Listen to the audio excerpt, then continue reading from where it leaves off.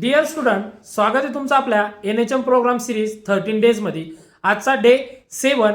आज आपण घेतलेला प्रोग्राम आहे ICDS integrated child development scheme.